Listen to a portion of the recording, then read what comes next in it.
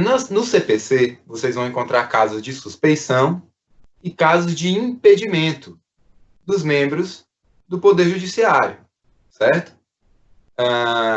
E esses casos de suspeição e de impedimento se aplicam no processo do trabalho, mesmo a CLT só tendo previsto a suspeição, ok? CLT só fala em suspeição, ela não fala em impedimento. Mas tanto a suspeição quanto o impedimento se aplicam no processo do trabalho.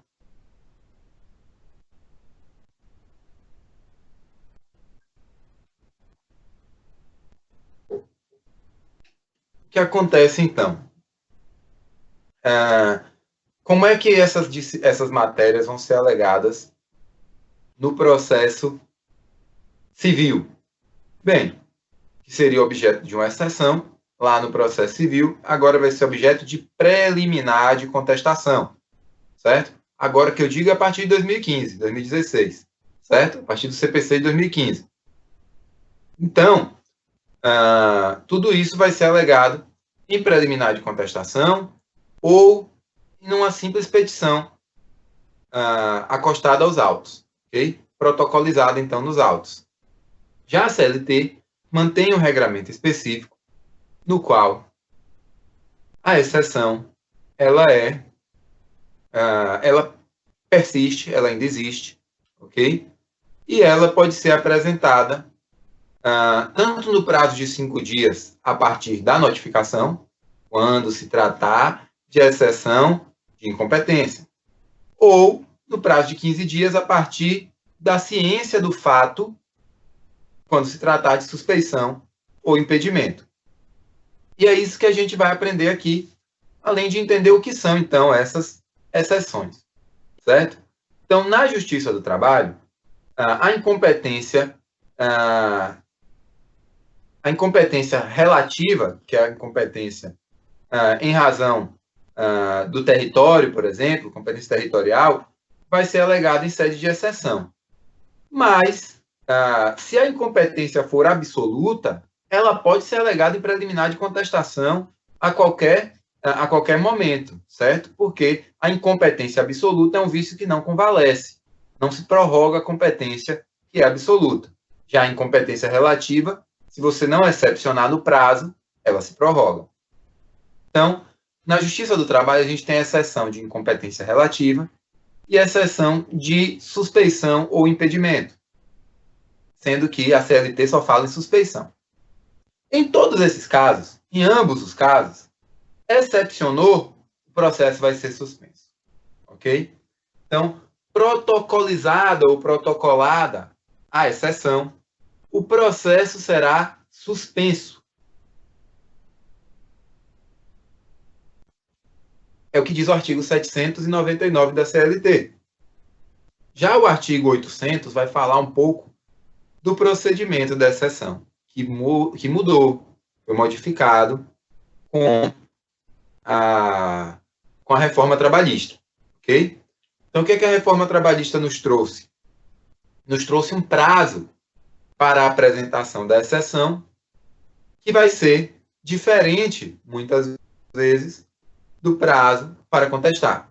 Sabe que existe um interstício mínimo de 5 dias para contestação, mas o prazo da contestação pode ser estendido aí até a data que for necessária para a marcação da audiência. Então, digamos, exemplo, 6 meses, é possível. Já a exceção não vai ter esse prazo tão robusto, tão elastecido.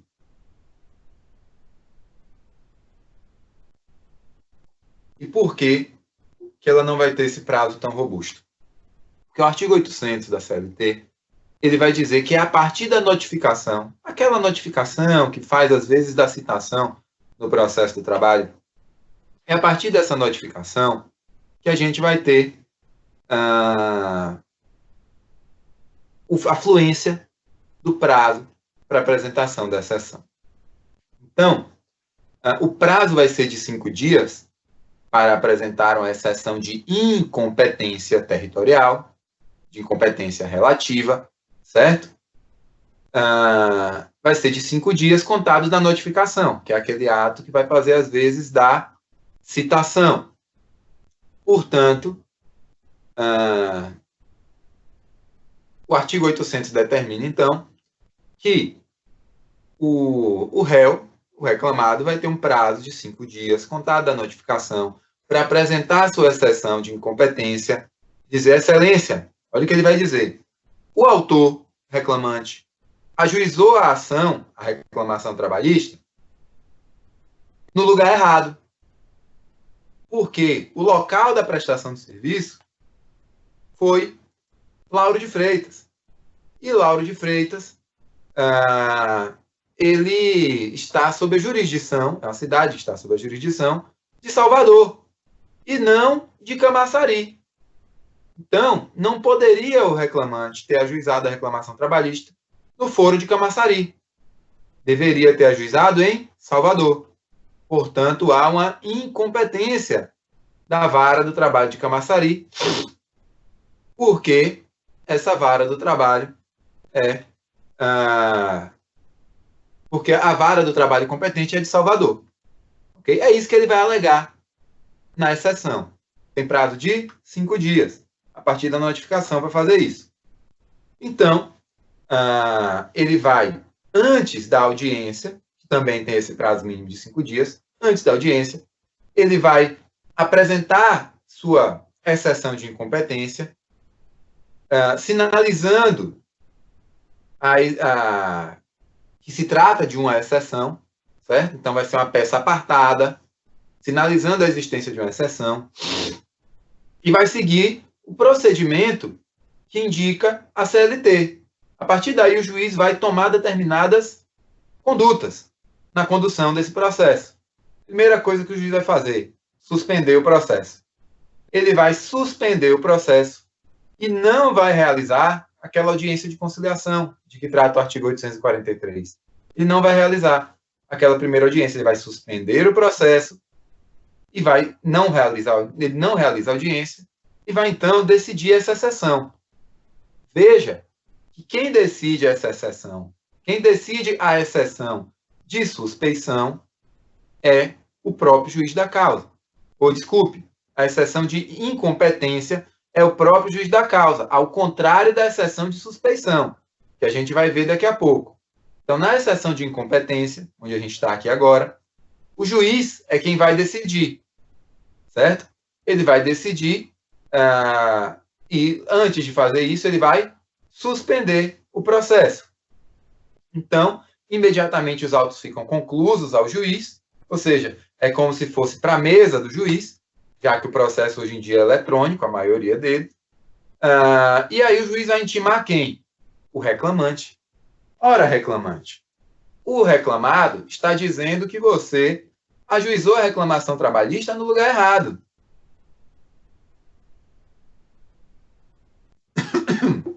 Que era para ajuizar em Salvador. Mas você ajuizou em Camaçari. Se manifeste no prazo de 5 dias.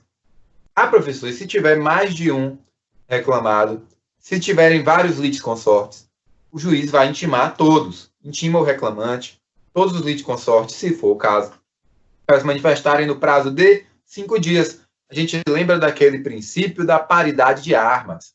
Se um tem 5 dias, o outro também tem 5 dias. Então, teve 5 dias a partir da notificação para apresentar a exceção. Apresentou a exceção. O juiz suspendeu o processo e não realizou audiência de conciliação. Intimou o reclamante e os litisconsortes. Digamos que 3 reclamantes tenham ajuizado a ação em litisconsórcio em face daquele empregador, que é aqui o reclamado. Aí, intimou, então, os reclamantes que se manifestaram no sentido de que, veja só, olha o que eles disseram. Excelência, realmente o serviço foi prestado durante grande parte do tempo em Lauro de Freitas, mas o último mês de prestação do serviço foi realizado em Camaçari. Nesse caso, o último local da prestação do serviço é que é o competente e, portanto, estamos corretos em ajuizar a reclamação em Camaçari.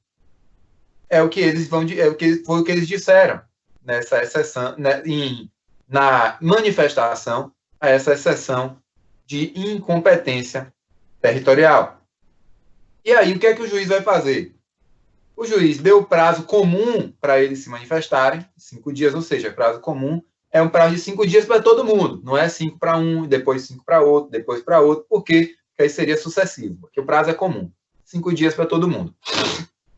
Apresentaram sua defesa com relação à exceção, já que eles são os reclamantes, eles são os autores. Eles apresentaram, então, se manifestaram, apresentaram a sua manifestação em face da exceção de incompetência. O que é que o juiz vai fazer? Ele vai receber aquela manifestação e, se for o caso, se ele disser, olha, eu preciso ouvir testemunhas para saber se realmente o último mês de prestação de serviço ocorreu em Camaçari. Então, se for o caso, ele vai designar audiência. Só que ele vai garantir o direito do recipiente, que foi o reclamado que apresentou a exceção, certo? Qual é o direito que ele tem? De que suas testemunhas sejam ouvidas por carta precatória no juízo em que ele houver indicado como competente. Por exemplo, se ele indicou como competente, se ele disser, olha, mudando aqui o exemplo, foram vários os locais de prestação de serviço.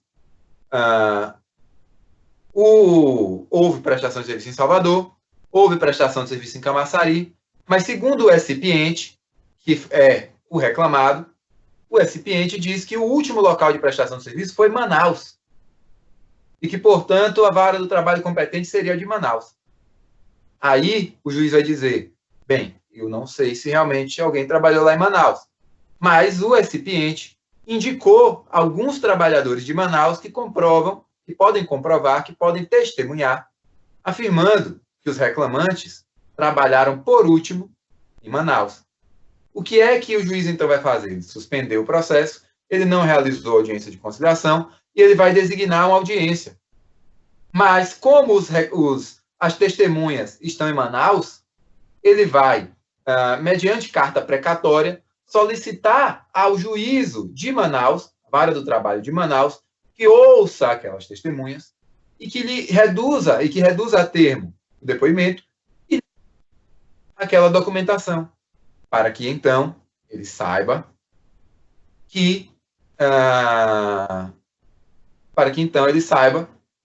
se realmente o último local de prestação do serviço foi a cidade de Manaus.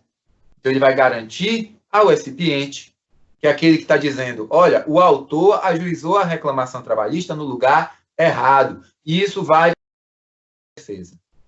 É isso que o recipiente está dizendo. Aí o juiz vai dizer, beleza, vamos então ouvir as suas testemunhas, já que você disse que tem testemunhas. Só que a testemunha não está aqui onde o juiz da reclamação trabalhista exerce jurisdição. Porque o recipiente está dizendo que o órgão competente ele tem jurisdição em outro lugar, digamos lá em Manaus. E, diante disso, o juiz vai solicitar por carta precatória que as testemunhas sejam ouvidas lá no local onde elas se encontram, certo? Onde foi indicado como competente, porque lá onde foi indicado como foro competente pelo recipiente, esse local é aquele que vai permitir que ele produza suas provas da maneira mais adequada.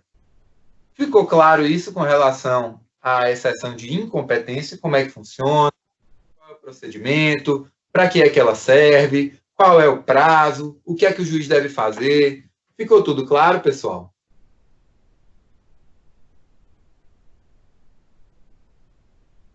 Sim. Igual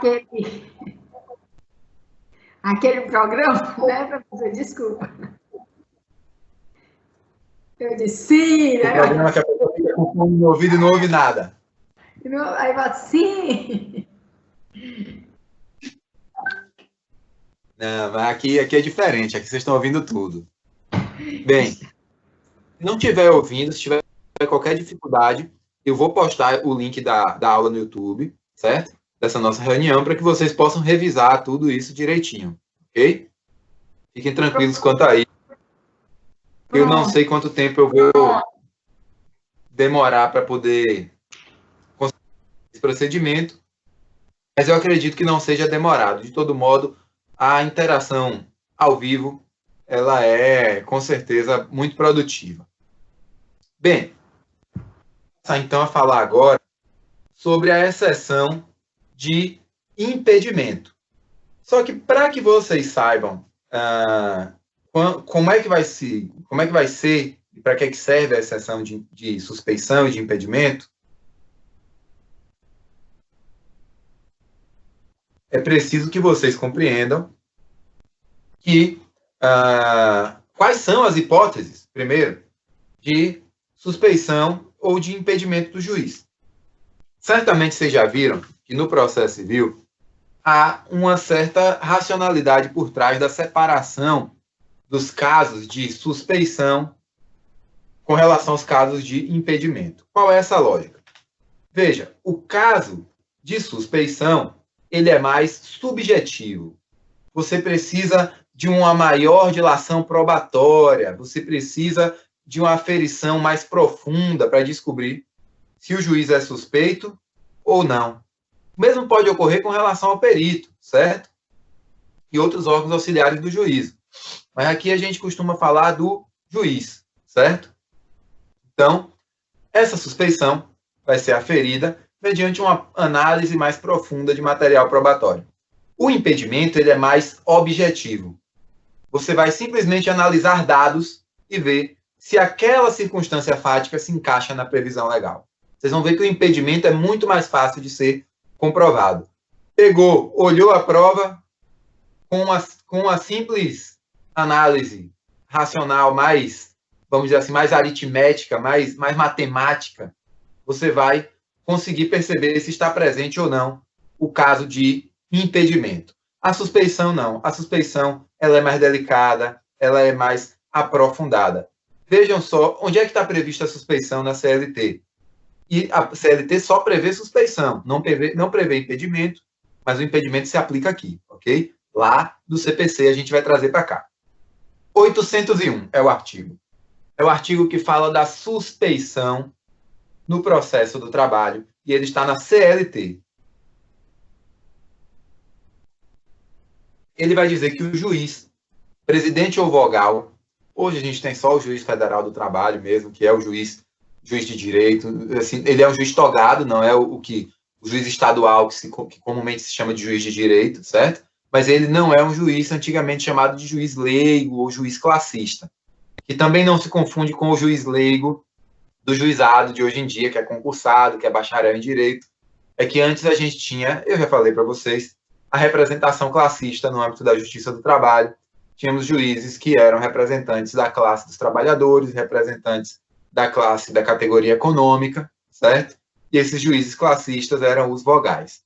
Então, o juiz que hoje atua no âmbito do judiciário trabalhista é um juiz togado, é um juiz que ele é formado em direito, é um juiz que é concursado, ok?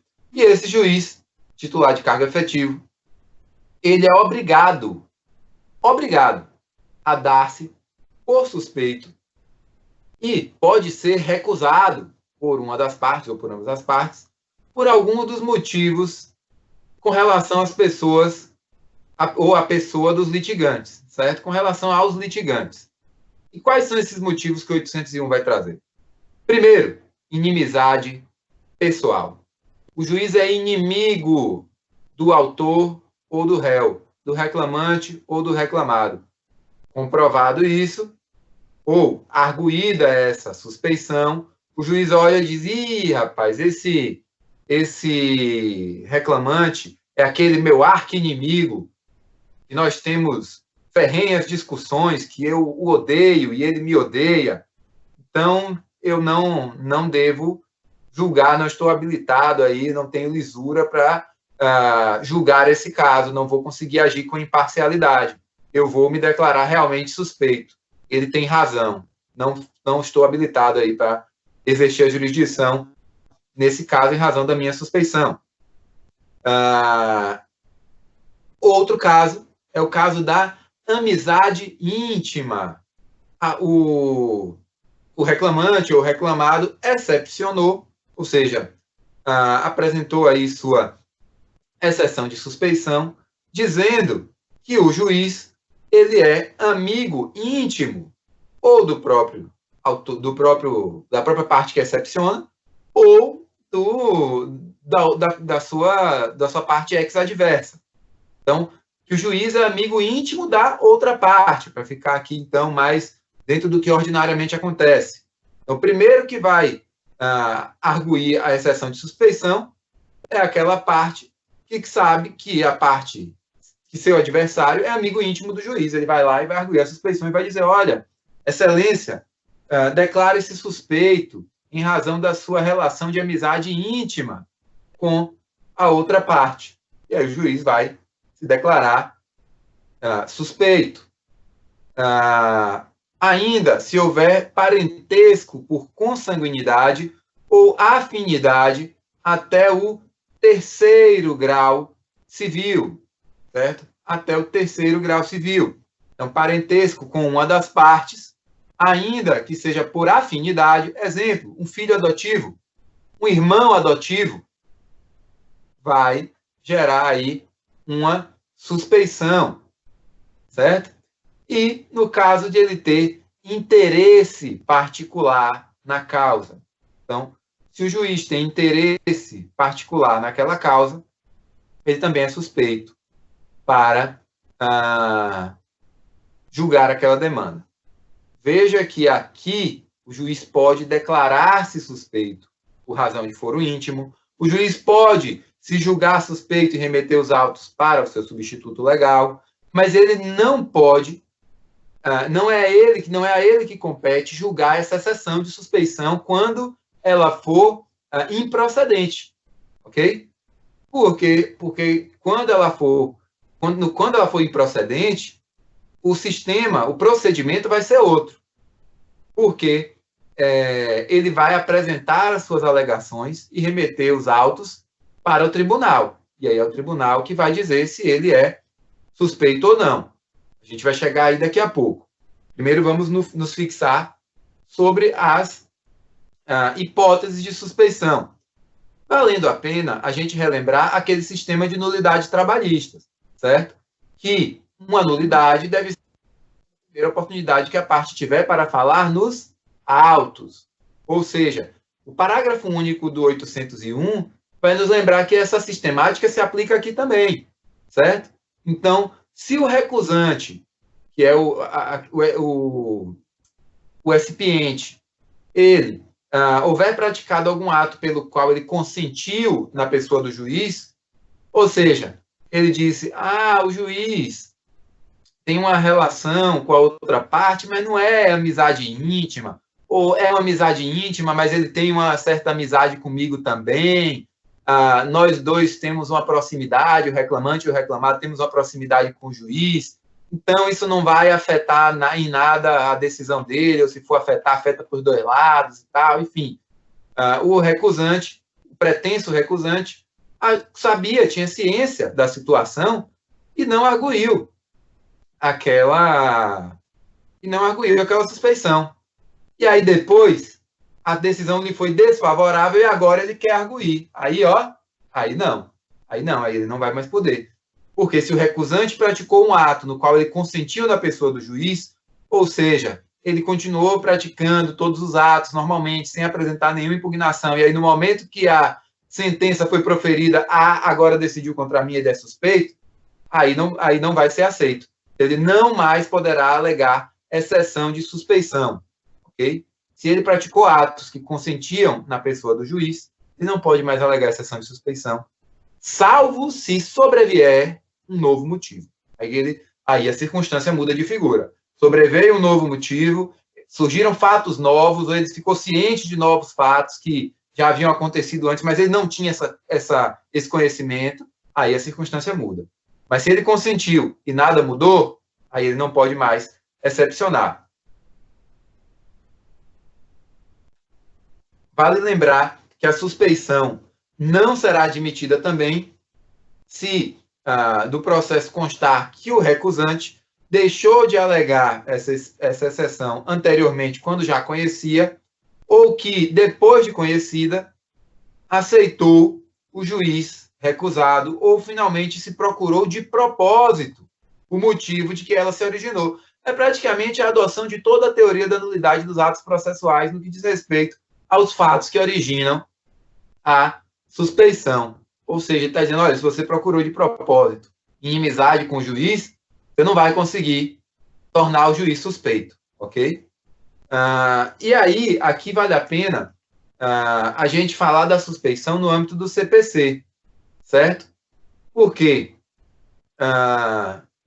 embora o juiz do trabalho ele decida acerca da incompetência territorial, como eu falei para vocês, na suspeição, ele apenas ou reconhece a suspeição ou encaminha os autos com suas razões e documentos e rol de testemunhas para o tribunal, certo? Esse vai ser o procedimento. Mas o CPC ele traz também mais especificações acerca dessa exceção de suspeição, ok? E ele vai falar, eu quero trazer para vocês, começar pelas hipóteses de impedimento do CPC.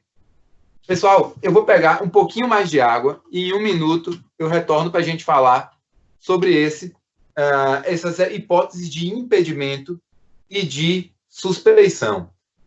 Quem não está com os slides, pode abrir aí na internet, no site do Planalto, o CPC e olhar o artigo 144, que é o que a gente vai falar daqui a pouquinho. Abre aí o CPC no site do Planalto, coloca no artigo 144, que em 1 minuto eu estou voltando com um pouco mais de água, e minha garganta ficou bem melhor com água, certo? Para a gente poder continuar essa explicação sobre as hipóteses de impedimento. 1 minutinho só.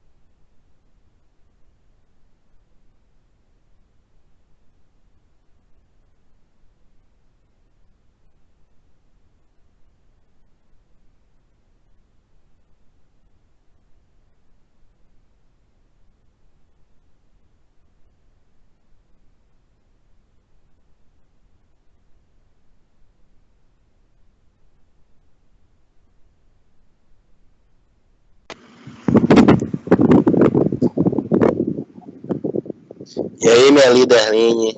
E aí, meu amigo Júnior, como é que estão as coisas? Tudo bem? Firme e forte? Firme e forte. Graças a Deus, né? Testando a câmera aqui, que Débora disse que não está conseguindo me ver. Eu tô te vendo aqui. Eles banjando beleza aí.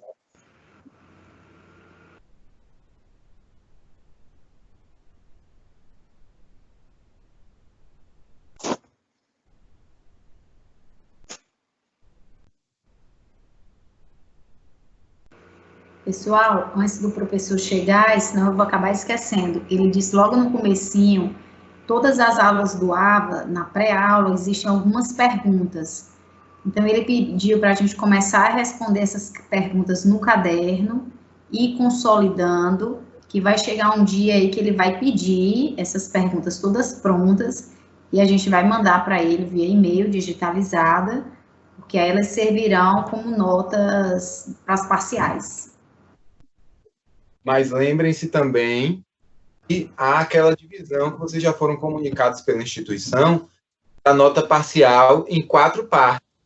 Desafio nota máxima, outra parte a realização dos EDs, outra parte a frequência na nossa disciplina, no portal do AVA, que eu tenho acompanhado também a frequência de todos vocês através do portal, porque tem um relatório toda semana dos ingressos de cada um, certo? Então, acessem, façam a leitura dos textos, realizem todas as atividades, porque isso tudo fica registrado. Professor, vocês só me ouvem. Estou ouvindo, pode falar. No meu caso, ainda não estou tendo acesso ao AVA por conta de que eu não estou conseguindo confirmar minha grade. Então, estou tentando resolver junto com a faculdade. Mas ainda existe um tempo, né, nisso, para ser computada essa presença e tal. Posso depois entrar e estar acessando, né? Olha, com relação à presença na aula, isso aí não tem problema. Agora, as notas que já foram lançadas das parciais, elas ficam, elas não são alteradas quando o aluno é matriculado depois. Aí você tem outras possibilidades de realizar o desafio nota máxima para substituir aí aquela nota que a gente tinha das atividades transversais, ok? E aí você, com essa nota máxima, você consegue suprir a falta de alguma atividade parcial, ok? Então, realize, assim que você estiver habilitado no sistema, realize o desafio nota máxima, se dedique a ele, que ele vai suprir aquelas parciais que você não conseguiu acompanhar, ok?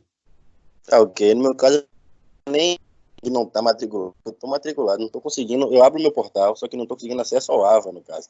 Eu consigo confirmar. Pronto, então abra um chamado comunicando o erro no portal, a impossibilidade de você acessar o AVA, para que eles possam fazer isso mais rapidamente, ok? Mas vamos prosseguir, até porque a aula é gravada, como eu disse para vocês, e aí acaba que essas coisas ficam, como é que eu posso dizer, registradas no vídeo, e o ideal é que a gente deixe elas para o final, depois que eu encerrar a gravação, até para a própria intimidade de vocês, né? Ok? Então, prosseguir com o artigo. Nada, que é isso. Fiquem tranquilos. Vamos partir para o artigo 144 do novo CPC, que vai nos falar as hipóteses de impedimento do juiz. Quando é que o juiz ele fica impedido, então? O juiz vai ser impedido e vai ser, então, a ele vedado exercer suas funções naquele processo quando ele, olha como o fato é mais objetivo, quando ele interveio no processo como mandatário da parte. Exemplo, a parte ajuizou uma reclamação trabalhista, ela tinha um advogado, o advogado atuou naquele processo, o processo durou 8 anos. Com 2 anos do processo, aquele advogado foi aprovado num concurso público para juiz do trabalho. Ele começou como juiz no interior, depois foi para outro, depois foi para outro. Com 6 anos de processo, ele, agora como juiz, foi parar naquela vara do trabalho onde ele ajuizou aquela determinada ação. E a ação caiu na mão dele para ele julgar. A ação que ele mesmo ajuizou. Aí o CPC vai dizer, opa, aí não, aí você está impedido. Você ajuizou a ação, você atuou como mandatário da parte, você interveio nesse processo como mandatário da parte. Você não pode, não poderá julgar esse processo. Você é impedido. Ah, mas eu me sinto com lisura para... Não importa, você é impedido. Ok? Se ele oficiou como perito, ele era médico do trabalho e advogado, fez o concurso, passou para juiz, também vai ser impedido. Se ele oficiou como perito. Funcionou como membro do Ministério Público, ele fez concurso no Ministério Público, depois para o Judiciário, também está impedido. Ou se ele prestou depoimento como testemunha, certo? Então, se ele testemunhou o fato, se ele tem um conhecimento prévio acerca dos fatos daquela ação, ele também vai ser impedido, ok? Outra hipótese de impedimento é quando ele conheceu do processo em outro grau de jurisdição, tendo proferido a decisão. Então, o juiz que julgou o processo ou que deferiu a liminar em primeiro grau de jurisdição e depois foi promovido a desembargador, se esse processo tem um recurso, e aqui vale para o processo civil e para o processo do trabalho, tem um recurso da sentença, lá no processo civil, apelação, aqui no processo do trabalho, recurso ordinário, e vai para o TRT no processo do trabalho, e cai na mão da mesma pessoa que outrora fora juiz da ação e agora é desembargador, ele também está impedido. Ele não pode julgar essa ação. Outra hipótese, quando nele estiver postulando, na verdade, o juiz está com aquela ação para julgar. mas naquela ação postula como defensor público, ou como advogado, ou como membro do Ministério Público, o cônjuge do juiz, ou o companheiro do juiz, ou a companheira do juiz, certo? Ou qualquer parente seu, consanguíneo ou afim, ou seja, pode ser adotivo, pode ser cunhado, em linha reta ou colateral até o terceiro grau. Então, se a linha está, se é em linha reta ou em linha colateral até o terceiro grau, esse parente, seja por consanguinidade, seja por afinidade, vai tornar o juiz impedido, porque ele está atuando no processo como membro do MP, membro da Defensoria Pública ou como advogado. Ok? Isso vai tornar o juiz impedido. Ainda será impedido o juiz, quando for parte no processo, ele próprio. Ora, ele quer ajuizar a ação e julgar a ação na qual ele é autor ou reclamante, ou reclamado. Se a empregada doméstica do juiz ajuiza uma ação, face dele cai na vara do trabalho em que ele é juiz. Ele, obviamente, é impedido. Ele é impedido quando ele é parte no processo. Também é impedido quando a parte no processo for o seu cônjuge ou companheiro ou companheira, ou ainda parente, consanguíneo ou afim, em linha reta ou colateral, até também o terceiro grau, inclusive. Ok?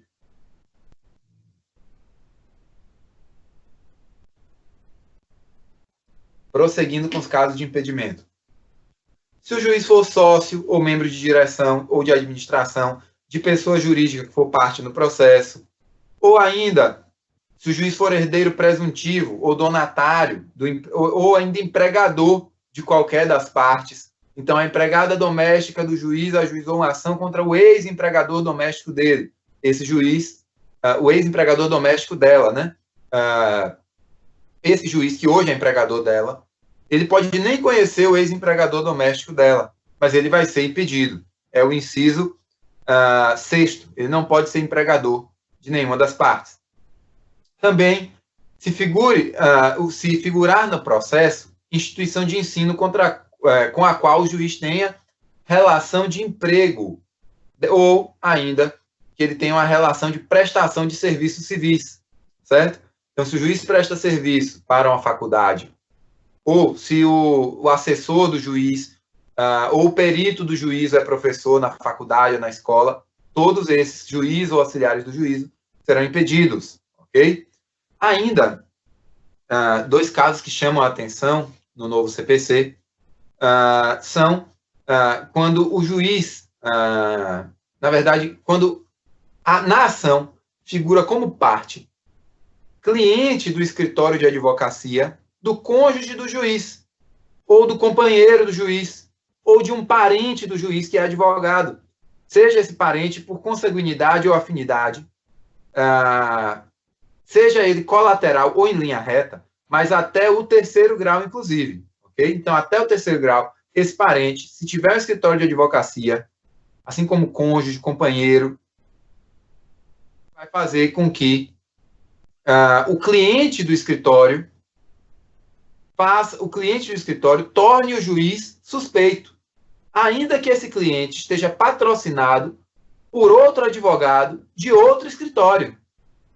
Ainda assim, só o fato do parente do juiz ou do cônjuge ou companheiro ter aquele cidadão que é parte do processo como cliente dele em outra ação, em outro processo, já torna o juiz impedido. Veja que é dificílimo o juiz ter controle disso. O juiz cuja esposa ou irmão é advogado, e aí um escritório de advocacia grande, com centenas de processos, como poderá o juiz saber se aquelas centenas de partes, naquelas centenas de processos, tem outros processos com outros advogados, nos quais, com outros advogados, um dos quais poderá cair para ele julgar. Então, se cair, ele vai ser impedido, certo? E é preciso, então, que ele tenha um controle o mais primoroso possível, porque, de fato, vai haver aí um impedimento de acordo com a lei. Mas, convenhamos, é de difícil controle essa circunstância. Ainda, outra hipótese vai ser quando promover a ação contra a parte ou seu advogado. Então, se o juiz tem uma ação contra aquela parte, uma outra ação, ele se torna impedido. E se o juiz tem uma ação contra aquele advogado que patrocina aquela causa daquela parte, ele também vai ser impedido. Ok? Na hipótese do inciso 3º, que é aquele que eu falei para vocês que atua no processo, o defensor público, o advogado, ou membro do MP, que é cônjuge, companheiro ou parente do juiz, nessa hipótese, o impedimento só se verifica se esse cônjuge, parente, companheiro do juiz, processo antes do processo ser distribuído para o juiz. Porque se ele ingressa nos autos depois que o processo já está na mão daquele juiz, nos leva a crer que o quê? Que é o que diz o parágrafo 2º do artigo 144, que se tentou criar um fato superveniente para impedir o juiz de julgar aquela causa, respaldado pela lei. E a lei não vai acolher esse tipo de expediente escuso, certo? Tanto é assim que o parágrafo 1º diz que, nesse caso, o impedimento não ocorre, certo? Tem que integrar o processo antes da atividade judicante do juiz. E o parágrafo 2º ratifica isso. Diz, é vedada a criação de fato superveniente a fim de caracterizar o impedimento do juiz. Ok? Ainda quanto a esse inciso 3º, também se verifica o impedimento no caso do mandato conferido ao membro de escritório de advocacia que tenha em seus quadros um advogado que ostenta aquela condição de parente ou de cônjuge ou companheiro do juiz. Então, cria-se aí também uma situação de impedimento muito difícil de ser verificada, porque o juiz vai precisar saber se o escritório de advocacia que patrocina aquela causa tem nos seus quadros algum advogado que seja parente seu até o 3º grau, inclusive. Ou ainda, se o seu cônjuge ou companheiro integra, esse aí já fica mais fácil, né? Aquele escritório de advocacia que patrocina aquela causa, ainda que o cônjuge ou companheiro não seja o advogado daquela ação especificamente.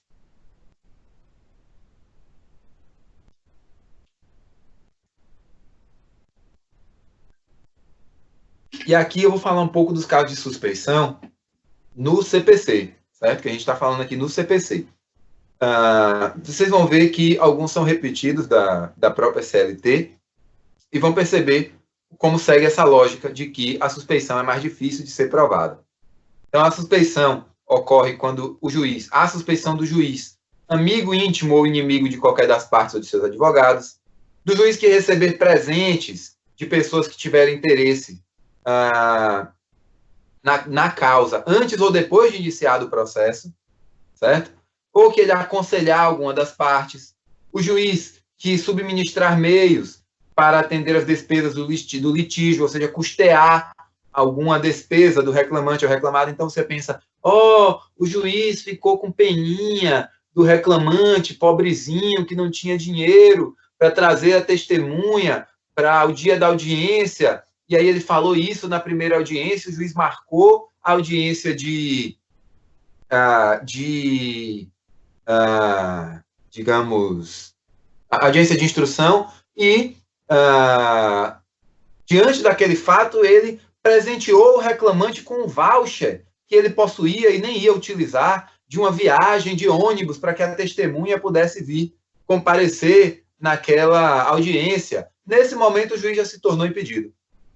Mas foi uma questão humanitária. Não importa, ele não pode subministrar meios para custear as despesas do litígio de nenhuma das partes, certo? Ele não pode aceitar presente, ele não pode custear despesas com os processos, ok? Ainda, quando qualquer das partes for credora do juiz ou devedora do juiz, ele também vai ser suspeito, certo? Ele se torna suspeito, então, diante daquela situação que eu acabei de falar para vocês, de subministrar meios para despesas do litígio, para atender as despesas do litígio. Quando ele for credor ou devedor de alguma das partes, ou alguma das partes for credora ou devedora dele, ou credora ou devedora de seu cônjuge, de seu companheiro ou companheira, de parentes destes, certo? De parentes do juiz, de parentes do cônjuge ou companheiro do juiz, em linha reta até o terceiro grau, nesse caso, certo? Mas os parentes do cônjuge ou companheiro são, nesse caso, só em linha reta. Não pode ser em linha colateral para gerar suspeição, ok? Então, credores ou devedores, por exemplo, do irmão ou do sobrinho do cônjuge do juiz, não vão gerar essa suspeição. Mas o credor ou devedor do pai do cônjuge do juiz, ou da juíza, né? Do pai do cônjuge do juiz ou da juíza, ou ainda do filho, que seja, por exemplo, que não seja filho dele, seja enteado dele, que more lá com o pai de um casamento anterior, mas que é parente em linha reta até o terceiro grau do cônjuge do juiz, nesse caso, há aí a suspeição, ok? Se esse parente for credor ou devedor da parte, ok?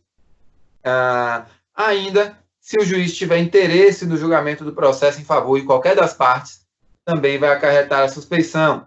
O juiz ele pode se declarar suspeito por motivo de foro íntimo. Professor, e se ele se declarar por motivo de foro íntimo, ele precisa fundamentar? Não. Ele vai fundamentar no artigo 145, parágrafo 1º, fundamentação estritamente legal. Mas o fato que fez com que ele se tornasse suspeito é de foro íntimo. Ele não precisa revelar, certo? Ele não precisa declarar as suas razões. Ele vai fundamentar ali legalmente, no 145, parágrafo 1º do CPC, estou me declarando suspeito por foro íntimo, por razões de foro íntimo, nos termos do 145, parágrafo 1º do CPC de 2015, e está tudo em conformidade com a lei. Os autos serão, então, remetidos para o seu substituto legal, certamente o juiz substituto. Ainda será ilegítima a alegação de suspeição, se provocada por quem a alega, ou se a parte que a alega houver praticado um ato que signifique manifesta aceitação do arguído, ou seja, do juiz suspeito. Aquela mesma lógica que a gente já viu no sistema de nulidades, que a gente viu na CLT, que está aqui também no CPC. Bem, como é então o procedimento da ação da exceção de suspeição? A gente viu o procedimento da exceção de incompetência territorial, 5 dias a partir da notificação, suspende o processo, 5 dias para manifestação dos excepcionados, o juiz nomeia audiência, o juiz designa audiência, se for o caso, para ouvir testemunhas do recipiente.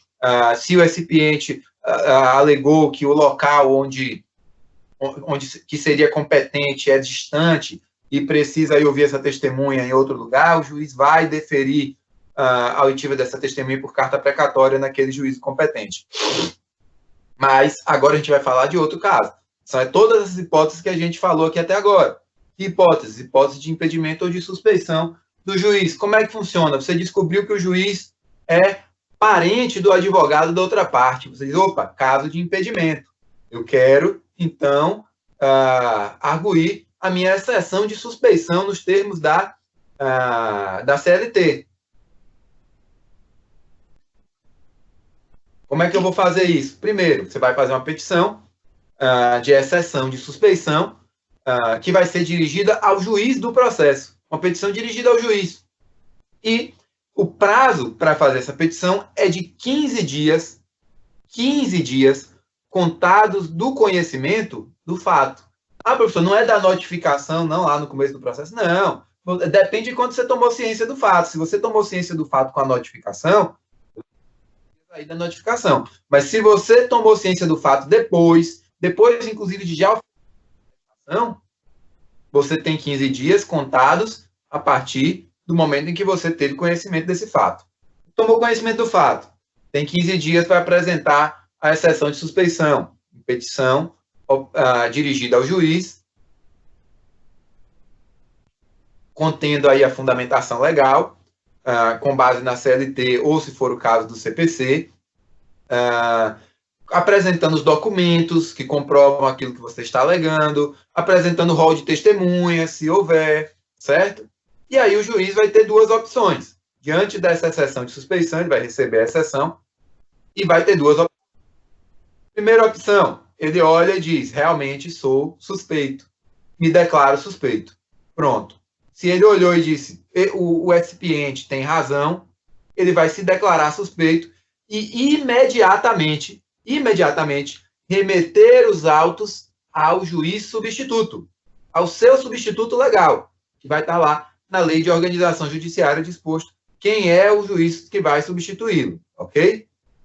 Então, muitas vezes numa vara você tem o juiz titular, o juiz substituto, mas digamos que o juiz titular esteja de férias e o juiz substituto seja justamente o suspeito. Existe uma ordem de substituição prevista na Lei de Organização Judiciária para que o juiz, por exemplo, de outra vara seja o juiz substituto daquele juiz que é substituto naquela vara, certo? Então, fiquem tranquilos quanto a isso, porque há uma ordem de substituição e o juiz sabe qual é essa ordem e ele vai remeter ao seu substituto legal.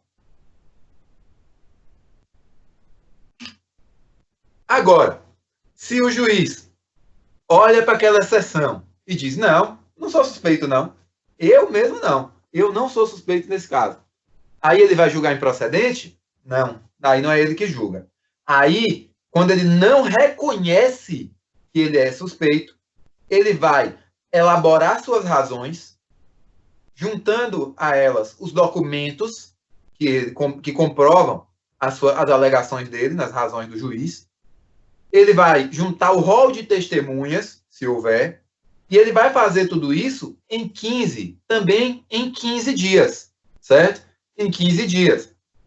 E, ao juntar aos autos essas razões do juiz com rol de testemunhas e documentos comprobatórios, ele vai remeter, então, os autos ao tribunal. Ele não vai remeter ao substituto dele aqui, que nem ele fez quando ele reconheceu a suspeição. Não. Se ele não reconhece a suspeição, é uma autoridade superior, é o tribunal que vai imediatamente, que vai julgar essa exceção de suspeição, dizendo se o juiz é ou não suspeito.